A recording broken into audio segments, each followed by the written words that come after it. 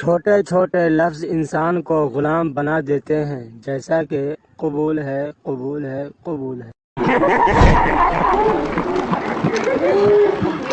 رات کو کچن میں چلے جاؤ، برتن ایسے شور مچانے لگتی ہے جیسے ان کی بہن کو چھیڑ دیا ہو۔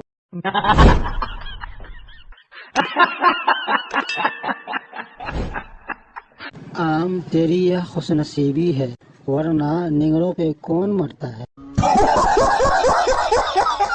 پتہ نہیں لوگ صبح صبح اتنے خوشگوار موڈ میں کیسے گڈ مارننگ کہتے ہیں۔ مجھے تو آدھے گھنٹے تک یہ یاد نہیں آتا کہ میں کون ہوں، میں کہاں ہوں۔ نیند کا بھی ہم سے بیوی والا بیر ہے، پورا ہفتہ تنگ کرتی ہے اور اتوار کو یہ بھی میکے چلی جاتی ہے۔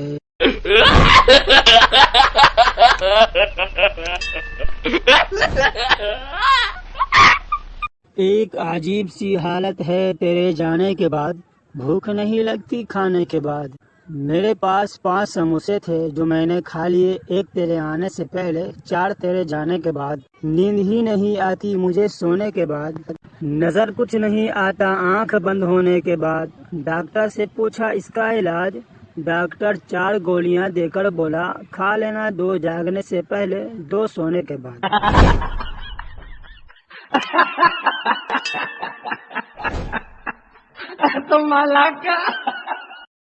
ایک بار ایک انجینئر اپنی چارپائی پر مچھردانی لگا کر لیٹا ہوا تھا۔ اس کی مچھردانی میں ایک سوراخ تھا، مچھر بار بار اس سوراخ کے ذریعے اندر آ جاتے تھے۔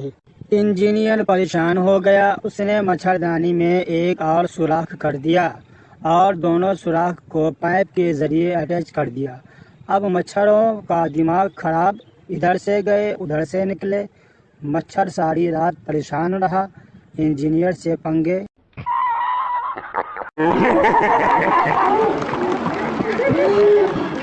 ایک رات میری بیسٹ فرینڈ پانی پینے کے لیے اٹھی تو ایک چڑیل کو دیکھ کر اتنا ڈر گئی کہ پورا ہفتہ بخار رہا۔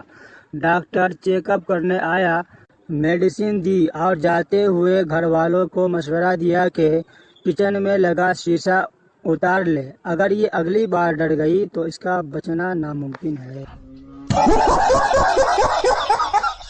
مریض: مجھے رات کو نیند نہیں آتی۔ ڈاکٹر: لیٹ کر 2000 تک گنا کرو، نیند آ جائے گی۔ اگلے روز مریض ڈاکٹر کے پاس دوبارہ آیا تو ڈاکٹر نے پوچھا مشورے پر عمل کیا؟ مریض: جی کیا تھا، بہت مشکل کام ہے۔ 1000 تک پہنچا تو نیند آنے لگی، پھر چائے پی اور 2000 پورے کیے۔